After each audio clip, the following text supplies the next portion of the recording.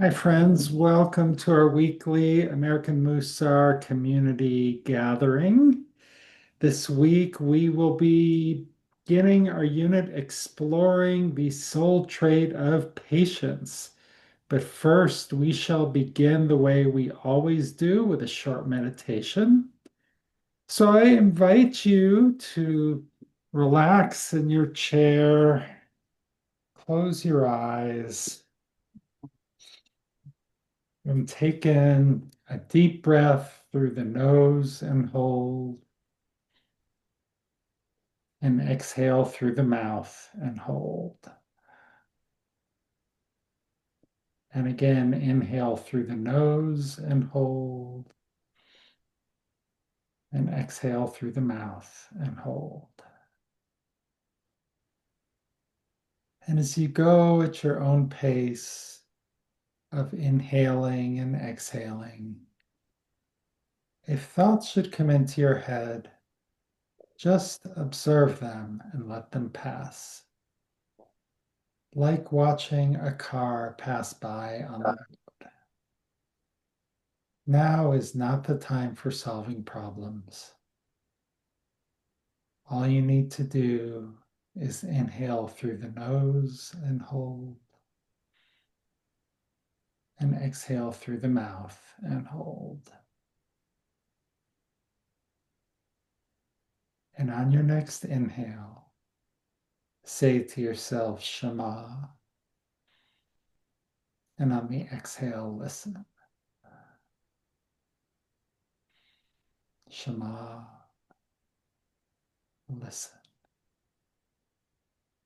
In Shema, we're listening deeply, without judgment, without offering advice. In Shema, we are listening with an open heart. Shema, listen. And when you're ready, you may open your eyes.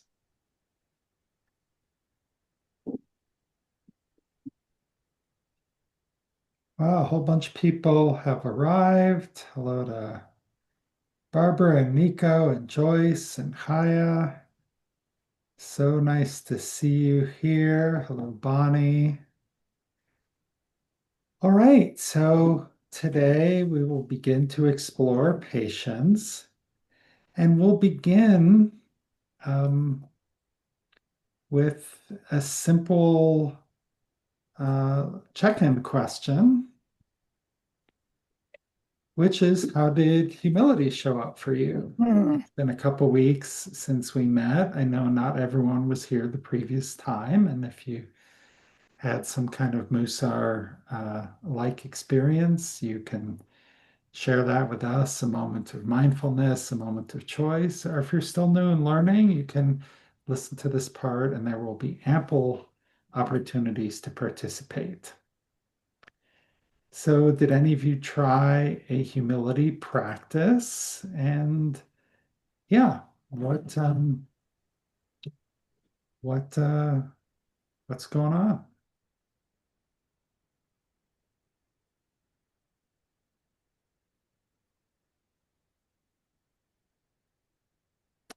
Hi, Martin. Hey, Carolyn. Welcome. Yes, hiya. Yeah, interestingly enough, I'm an election judge. Hmm. So on Tuesday during the elections, I usually am sitting at the computer thing where I'm checking people in that way. Well, I got told that no, you're not doing that today. You're actually at the first table to make sure that they're in the right precinct. So I, you know, I got a little uptight, like, well, did I do something wrong? Why am I being taken off of the job I'm used to doing? So then I got a call later from one of the leaders that was, in somewhere else, another precinct, and said, well, you had said that it would be fine. You don't have to do that job. And I totally had forgotten that Hmm. over the last thing that we did, I was doing all different things. I Hmm. wasn't at the pole, at the actual pole book. So I just really, I had to, all of a sudden it hit me, and I called her back, and I, apologized for that. And I said, absolutely anywhere you need me is where I know where I go. So I'm sorry for, and that was my way of having to say, yeah, I was wrong. And that's where where it helps me to know that, that's a good thing to do. Yeah, for sure. Thank you, Kaya. Yes, Greg Lisa. and everyone else. I started to journal for humility. I didn't do a lot of journaling, but now it got me started. So now I'm doing patience. Mhm. And so I felt humility was really well for me. It seemed like a real calm period in my life, although there was, Halloween with grandkids and all that stuff. But Mm. it all, it was everything went very well, and I was helpful in a lot of women's groups, and I don't always do that because the synagogue is kind of a long ways away from where I live, so I don't always go down there when I have to drive home in the dark. Anyway, so it was just humility went well, and patience is going okay so far. Great. And great job on kind of giving journaling a try. How was that process for you? It's fine. It just took me a while to get back into it. I've been doing this a while, so I Okay, so good. Great job. Thank you. yeah.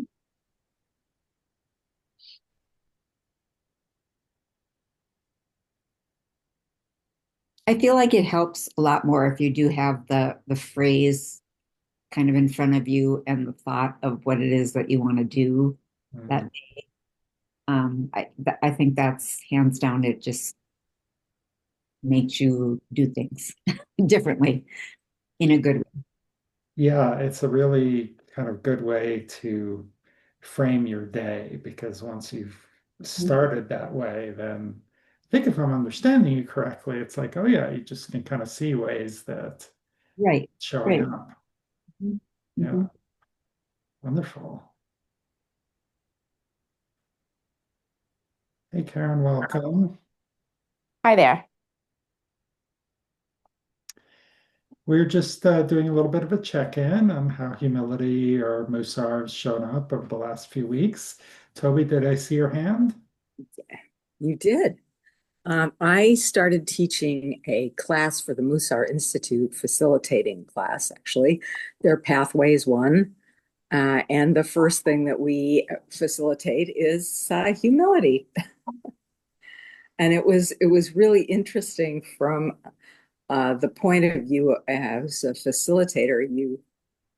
By the nature of what you're trying to do, these are new people, and this is the first midah. And so I tend to do a lot more talking than I would like to do during um, a VOD. And so I had to figure out in my mind how I could be okay and not seem like I was doing all the talking, which was Mm. actually kind of interesting. I did a different sort of, we did a lot of interactive stuff, which I don't normally do on the first go round, but that was all as a result of trying to figure out how I can take up an appropriate amount of space Mm. in that facilitating capacity with brand new people who had never done Musar before. So I'm learning. That's about all I can say. I'm learning. Thank you, Toby. And I think it's wonderful that you're kind of sharing your gifts with others and kind of helping to bring other people to Musar. Rabbi Israel Salanter wrote a letter, and I think who's the kind of the founder of the Musar movement in Lithuania and created many Musar yeshivas. And basically, he ended his letter by saying, and now that you've learned this stuff, it's your obligation to kind of pass on these teachings to others. And that's not easy to do.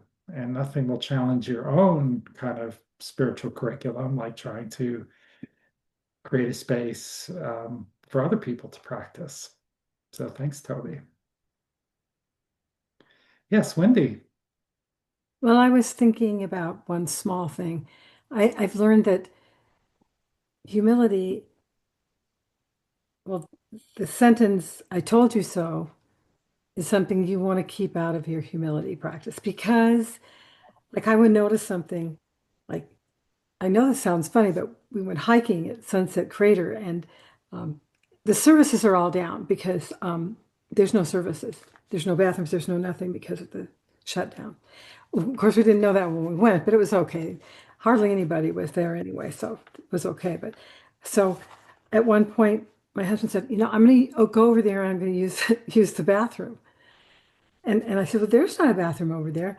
And it was just a place where you would put wood. There was no flooring type of thing. I could see that, so he couldn't see that. And then he walked over there and came to, and of course he was uncomfortable.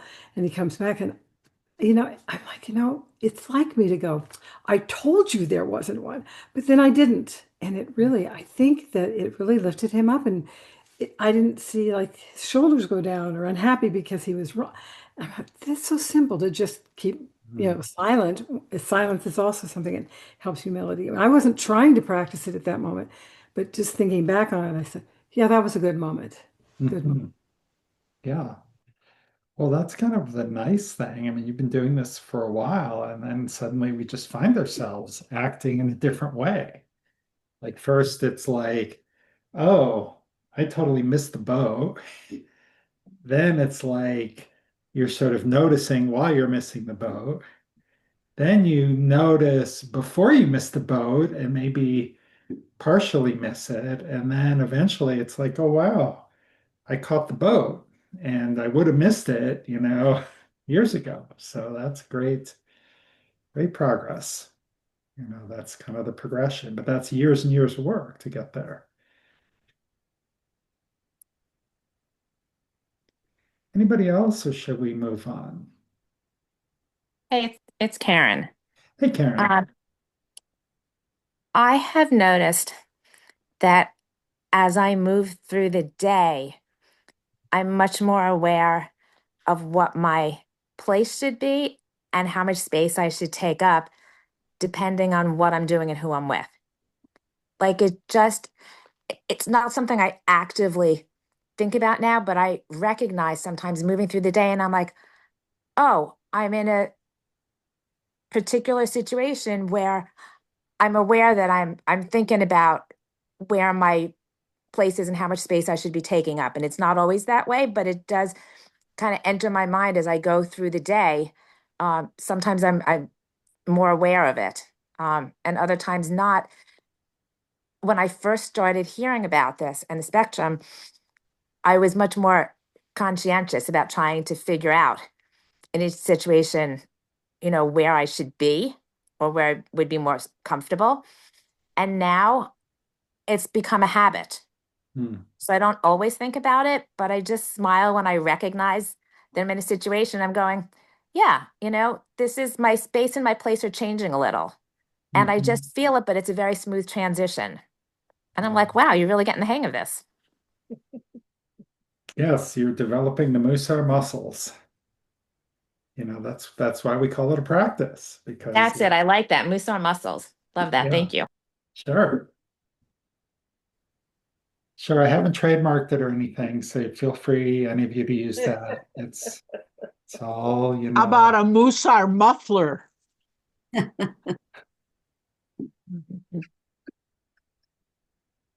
Is that a hint? Are you trying to tell me something, Haya, or? Okay, anybody else? All right, so let's take it a little deeper. We're going to go back to something we haven't done for a couple of years, probably. And that is to look at our assumptions. Yes, we can continue to share. Can everybody see that? That's okay, great.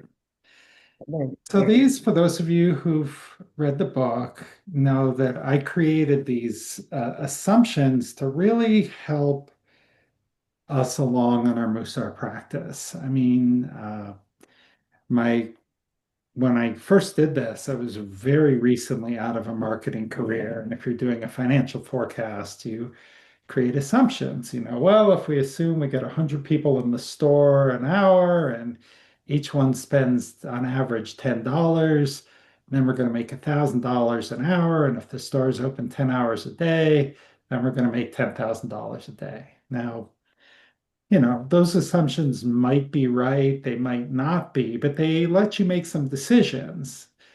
So I try to take a similar approach because for a lot of things in Judaism, maybe you believe it, maybe you don't. That's just fine. But here it's if we assume these things are true and see where it takes us, it can be really helpful with the Mussar practice. So I'm not going to read through all of these today, but maybe can somebody read this third bullet, which is in bold here. We are driven by conflict between the evil inclination and the good inclination. Thank you. Thanks, Lisa. Oh, and hey, Catherine, welcome. Hello. So these terms in Hebrew are Yetzer Hatov and Yetzer Hara. And evil inclination is the most commonly used translation, but it is not a good one because evil has such baggage in English.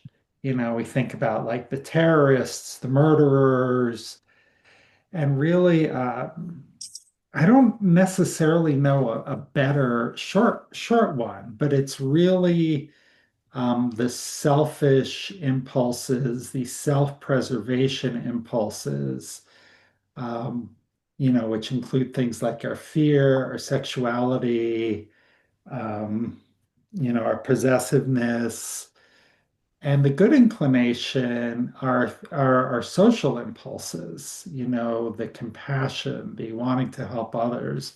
These actually map really well to like the reptilian the reptilian brain, which is all about survival, and the good inclination maps really well to the prefrontal cortex, which is the uniquely human part of the brain. And those parts of the brain actually are in conflict with each other. And, alcohol makes it hard for the prefrontal cortex to kind of guide the the hindbrain, which I'm forgetting what it's called. Pineal. What's that? Isn't it pineal? Pineal could be, yes. Thank you. Yeah. Thank you.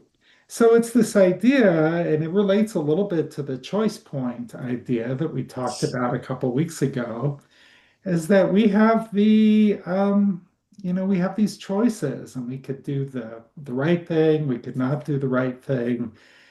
And we don't want to get rid of the evil inclination. And there's actually a story in the Talmud about this. I'm going to stop the share, where the rabbis kind of trapped the evil inclination, and they thought, wow, we've conquered evil, that's great. But then nobody would go to work, and the chickens stopped laying eggs, and nobody fixed their roof. And these impulses are a critical part of who we are. Having ambition is not a bad thing in and of itself. But when the ambition is driving everything we do, that's when we get into trouble. And we want our ambition to be moderated because then it's just totally self-centered and self-serving. And in Mussar, we're working on ourselves for the sake of being better citizens, for the sake of being better able to support other people. So that was a long chunk of talking for me. And I want to give you a chance to respond. Do you agree? Do you disagree? How does this kind of fit in with your experience? And then we'll kind of keep this discussion in mind as we dig into patience a little more.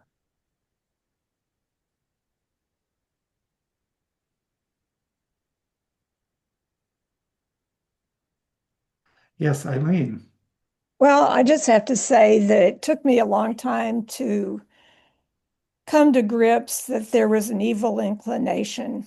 And I think it was because I made evil so evil, as opposed to it being an ego that's out of whack. Um, but now I find that very helpful. I mean, I think I've read things about what, an angel and a devil on your shoulders, and that's quite helpful for me when I'm navigating life to think who's leading the charge right now. So that's all I have to say. That's a great way to put it. Who's leading the charge? And maybe we should call it the ego inclination. Yeah. Because that's Yeah. yeah, you nailed it. That's really what it's about. Wendy. And just to jump off what you just said, Eileen, is the word that I look at is not evil or good, but inclination. It's the evil inclination sitting there, the good inclination sitting there. I think more of, is it my inclination to do good, or is it my inclination to do evil in this case? And sometimes evil seems like it's really harsh, but even just a word bad. Because I think if you can do something bad, it can easily turn into evil. So if it's my inclination, like you were saying, I think that I need to control. I'm not going to control good and evil. They're there, right? That kind of tells us that they're just sitting there. It's what do I see as evil? What do I see as good?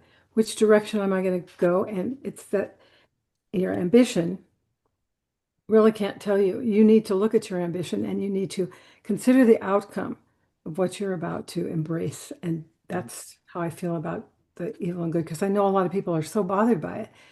But I think if you think of the word inclination, then it's a little bit different, like you said. I mean, it's what you're going to do. Yeah, thank you, Wendy. And that reminds me of an example about ambition. You could say, well, my ambition is to grow a community. Well, is it to grow a community so that I can kind of get paid more and to have just a more prestigious, community to be a part of? Or is it, so that there's just more connection and more love amongst the community, right? I mean, they're both ambitions, but what's driving it um, is really different. Michael.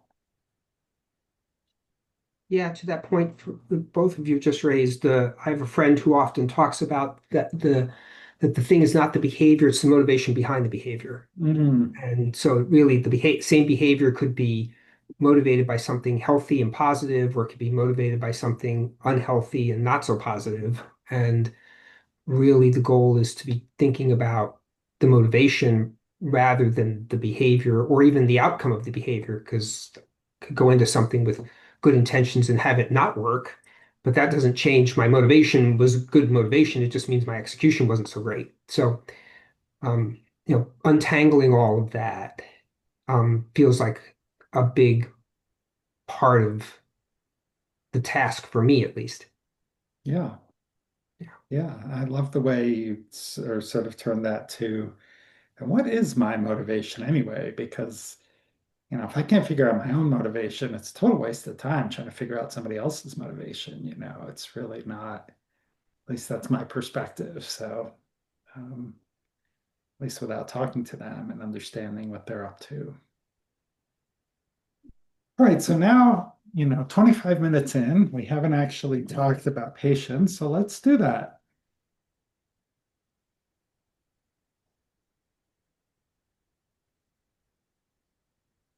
Okay, so we'll go back to the spectrum in a second. So, could somebody read this first bullet? Patience is about enduring a difficult situation, bearing the burden when there are no other options. Great, and maybe you could talk about the second one too, or read the second one.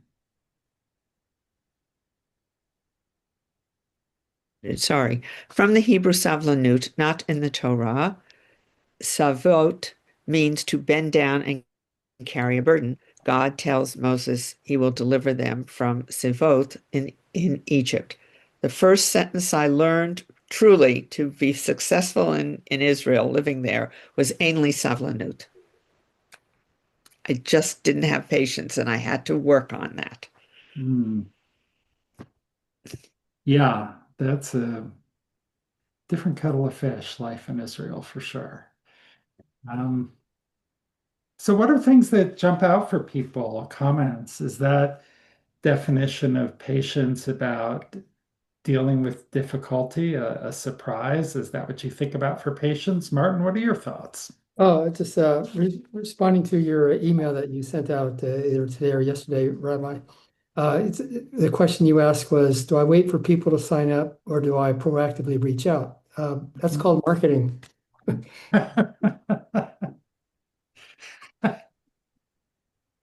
Yeah, Could you, marketing is if your job is marketing, then you don't want to be sitting around waiting. Right. So that's where patience may have that's a price of patience if one does not choose to engage in marketing. Right, but still, even after you send out your marketing campaign, you got to wait and see, like, is anybody buying? Are there any results? Well, correct. So that's just understanding, okay, what's the limit of marketing? Yeah. Hmm. Yeah. And once that's understood, then you will automatically become patient because that's a requirement for that act. Yeah. Yeah.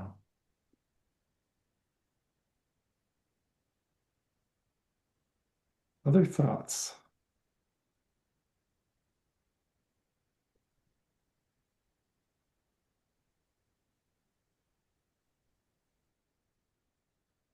Liam.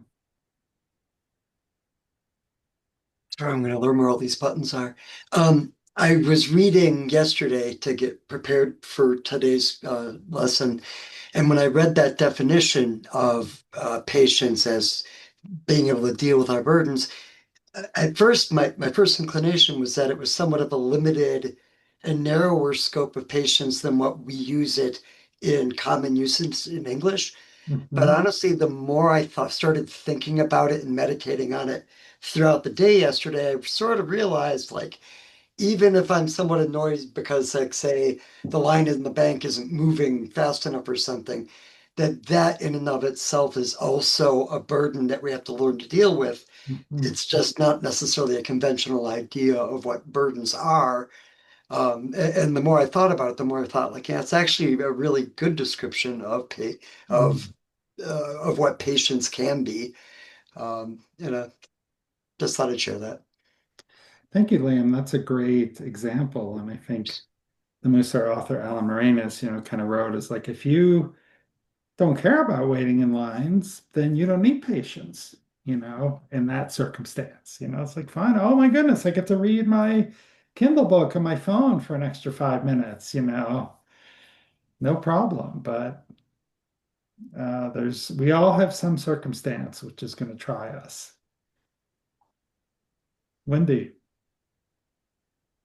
Who I'm doing a lot of talking today. Sorry, guys. Well, I've been enthusiastic since we started Musar. I know that's one of my traits that's a good thing, but enthusiasm to me challenges patience. And I've been given something to do and I can see it. I have a vision for it. I know I can do it. It's going to happen. It's very difficult to wait for the timing. And I think of Abraham.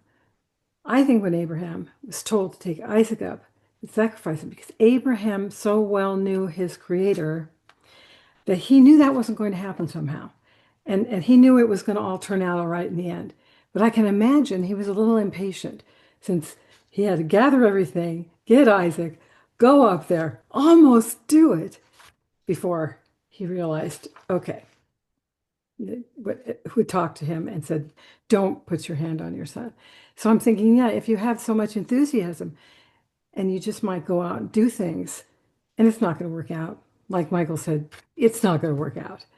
So that's what I fight with all the time inside myself because having this big job to do all of a sudden, and I know it's from the divine, because I've done it before. It's difficult for me to sit and wait, breathe. Yes, breathing helps. That inhale is everything. Sorry, guys. Thank you, Wendy. Yes, Eileen.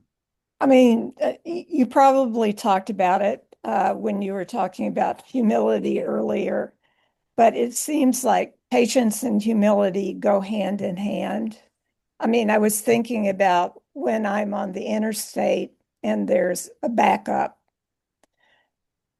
And I mean, all sorts of things that I'm not proud of go through my mind, like why should I have to wait? I mean, so there's lack of patience, like I want to get going. And but there's also that ego thing, like why should I have to wait? And then occasionally you'll see somebody get out of the line and go into the whatever the median or the whatever it is, The shoulder or the whatever. shoulder, and go straight, probably going 50 miles per hour, and you're thinking, ugh. So I just think it's interesting to me that these Mussar traits are so interconnected. Yeah, that's very well said. And the circumstance you're describing is the issue is actually humility imbalance. Yeah. The symptom is the impatience. Yes. Yeah. So, Yeah. yeah, very good. So, Martin and then Michael. Yeah, so I've had the same situation Eileen was just describing. I'd be in a rush and there's a lot of traffic on the cars. And I said, why are these cars moving so slow? Why are there so many cars? And then I started laughing. I said, well, actually, I'm one of those cars. So that dissipates the impatience right away. Say, I'm part of the problem. So, Mm. Thanks, Martin. Michael. My response in those situations, if I'm centered, is often hoping that nobody got hurt. Mm. Because often the reason there are backups is not just because everybody happened to be on the road at the same time I am. It's more likely that there's an accident somewhere. And so for me, compassion is the sole trait that can help me get recentered in that particular instance. Thank you, Michael. Yes, Haya. You know, interesting this discussion. I was going to kind of hold back, but I thought, it's really interesting. I have a lot of patience, except for on the road. And I stop and ask myself all the time, like, I'll go, excuse me, could you move ahead? I'm talking away. It's like, just move, or I'll, could you please turn your headlights off, the high, the high beams, could you turn those down? I'm always finding something wrong. It's really neat to hear others bring that up because it helps me then to look at what am I doing, and it's opening that up that I can, that's a piece that I can work on. Thank you, Haya. Lisa. I was just going to say it's my husband and I are complete opposites almost always, but the driving thing is really one of them. Like we'll be in the car and and I've got my humility all, in check and my patience all in check, and that something happens, or somebody does something and he just gets angry and he just gets really angry. And I'm like, why are you so angry? Or what are you going to do about the traffic jam? There's nothing you can do. So just take a few deep breaths and just relax a little bit. He can't do it. Hard. We can't live someone else's spiritual journey for them. And I'll just say about being in the car, I'm really glad there's no microphone when I'm driving because I'd probably lose my job. So that's no. Okay, well, let's look at the spectrum of patients.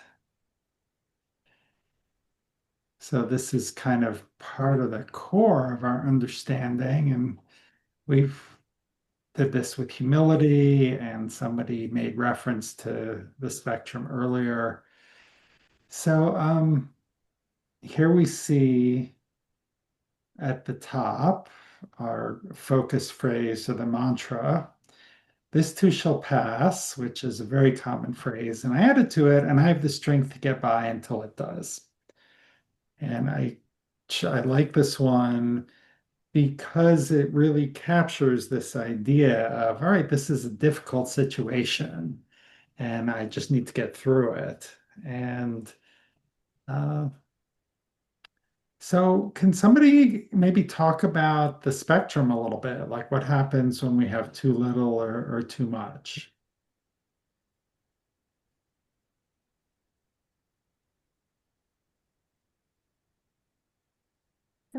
I could say something. Okay, let's see. Martin raised his hand, so hear Oh, from Martin okay. first, and then Chaya, you can add to that. Well, if anyone is in a position of being frustrated, well, I guess part of the awareness, if I can catch myself being frustrated, well, I'm going to realize pretty quickly that's not going to help me get to a solution. Yeah, Yeah. yeah, for sure. Thank you. So then Chaya and then Wendy. Okay. Yeah, I'm just sitting there as I'm looking at this and thinking, how not having too little and getting angry and frustrated, who is the one really getting hurt? You're hurting yourself, is how I see it. And too much also, patience, is hurting yourself because you're not getting things done that maybe are necessary to get done because you're just like, okay, I'll get to it. Like, you guys don't see my house. I need to get to do something. So yeah, that's how I see it. Is too much is, stops you from doing other things like having friends over because you don't want them to see your house like it is. And too little, yeah, being in the car and getting angry, and that could even cause your own self an accident by getting angry. Yeah. Thank you. Wendy. I just have a question. Okay. How would a person know? How would I know? How would a person know if they're right of center for patients, like too much? How would you notice that? If you Okay, have too I'm going to stop the share. I'm going to open up to the group. Any ideas? How might you notice that you have too much? Yeah, Nico. And then Beth. I actually have the same question about all of the trees. My main problem with all of them, beside working on them, was the evaluation, actually. And how reliable can you be? Because we are the ultimate unreliable narrator of our own story. Absolutely. And so just to conclude, I would say on my part for patients, to me, it shows up more as a symptom, I think, of I get too impatient when I feel, in a way, that there's a humility imbalance, when I feel that someone is abusing my time and taking too much of my time, for example, that gets me impatient. On the other hand, I get too patient in a way and bear too much. So I shouldn't endure, give myself enough place. So to me, that one was actually the easiest to identify, and paradoxically, one of the hardest to work on because every time it entails another trait. Thank you, Nico. Beth, what are your thoughts on this question? I agree with Haya that when if you get impatient and angry, you're harming yourself. I mean, it actually has physical component. I'm not quite sure I agree with how she's using the too much patience. I almost want to say it's lack of motivation for her, but I tend to be like Nico and let people use up too much of my time, or sometimes I'm too patient with them. And I recently discovered, after I'm not saying how many years of living, that I have a lot of trouble asking people for something, even when I deserve it. Even like asking my husband for something. Um, and I realized I could have asked him for things and I didn't. I don't know why, but I was I'm patient with people who use up my time, as Nico was saying, and I'm recently learning to to politely say, I'm sorry, I have something else to do and I need to leave. And just this afternoon, I was on my way to the car and I saw a couple of neighbors and we stopped to chat. And one of them left and the other lady looked like she wanted to keep talking. We talked for a little while, but then I said, excuse me, I have an appointment. I have to leave. And she was cool with that. Good heavens, it works. And I just need to practice more of that. I would have liked to have taken more time to get to know her, but today I didn't have that time. Hopefully I'll run into her again. Thank you. We'll hear from Michael and then we'll go to breakout rooms. First, I want to thank Wendy for the question. It's a great question, and it's prompting me to think. And in this moment, this is the feeling that comes up that for me, too little patience is often anger at others, the people in the line in front of me, the situation I can't control, where other people are being asked to do something that's having an impact on me.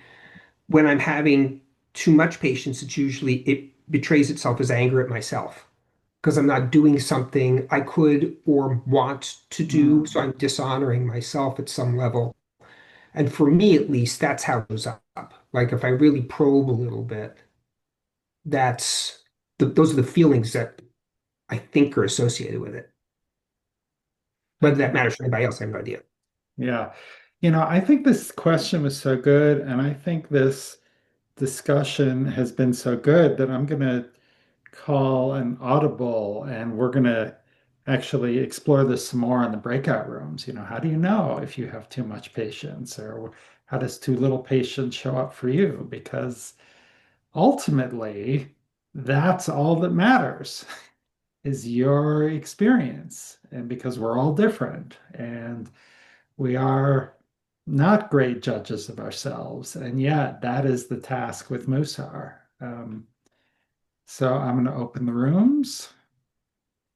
Please click on the screen. I'm going to pause the recording. Hi. Okay, hi everyone, welcome back. So I was just talking with a couple people who came back a minute or so early, and I would love to hear about your conversations. And I'm so pleased that we've kind of engaged on this issue because that's really where the rubber hits the road. Well, where am I? What should I do? Because if you don't try anything, you're not going to make any progress. But what if I try the wrong thing? So anyway, love to hear kind of what you came up with. Martin. So in our group, I made the comment that patience is not a burden. Okay. Procrastination is a burden. Okay. Just the comment that came up in our conversation. All right. Thank you. Yeah, interesting. What else? What else came up? What insights did you have? Beth, and then Joyce. I was with Karen and she made a profound statement. She said, your behavior is a reflection of yourself. And we each had really good teachers. She had a child who taught her patience, and I lived in Mexico where it's very rude to display impatience. It's a cultural thing, and Americans are often viewed as rude. And so I learned not to show impatience and to be much more patient. So we each had good teachers. Awesome. Thank you. Okay, we'll hear from Joyce and then Carrie. Well, I just made the point while we've been talking about this that I think it takes too much energy to get angry and frustrated. For me, it's an energy issue. I don't have the energy to get angry. Mm. You know, I like let things go that I can't do anything about, especially that's the kicker too. It's something, if it's something that I can't do anything about, then, oh, well, I'm not going to use my energy to worry about it. That's I really like that, Joyce. Thank you for sharing that. Yeah. Yeah. When, you know, can scream and jump up and down all we want, but in some cases that's not going to change anything. So, Carrie. I don't really have a whole lot, but something that happened at the very end of our session, I flashed back on my childhood, and both my parents always told me I needed to be more patient. So I'm going to be exploring that. Hmm. I have been considered a very patient person. And that's all I have to say now. If I figure it out. Thank you. Sure. That reminds me of an incident from the very first round of Mussar. And one guy said he went home and said to Saya, "This one's pretty easy. I'm pretty patient." And she just started roaring with laughter and said, "You're not patient at all." And that's part of the answer is getting feedback from other people. And what our parents tell us when we're kids, may or may not be relevant to who we are as adults today, but the fact that it came up for Carrie is definitely worth thinking about. Hiya. Yeah, I just need to say thank you and goodbye because I have another group that I have to get on to at 7 here. So I want to thank you all, and especially Martin, thanks for your inputs. Okay. Bye. Thank you, Hiya. That's a good reminder that we're almost out of time. So I'm going to pull up the actions because I have one answer that I thought of initially, and I will state for the group, not to like compliment myself, but I made a conscious humility decision not to try to answer that question, but to kind of open it up to the group because I didn't think I knew I didn't have all the answers, and I thought it would be really generative to kind of talk on it. But one thing to think about, one idea that came to me is like, well, one thing is you can study. You read the Mussar text, it gives examples of this was patient, this was impatient. Do I behave in these ways in similar situations? So that's another approach. And then here is the action steps. We all want to do this practice. Um, uh, Part of it is being patient with ourselves too. Just staying present with your feelings. God, when I'm in my feelings, I don't want to be present with them. They don't feel good usually. So,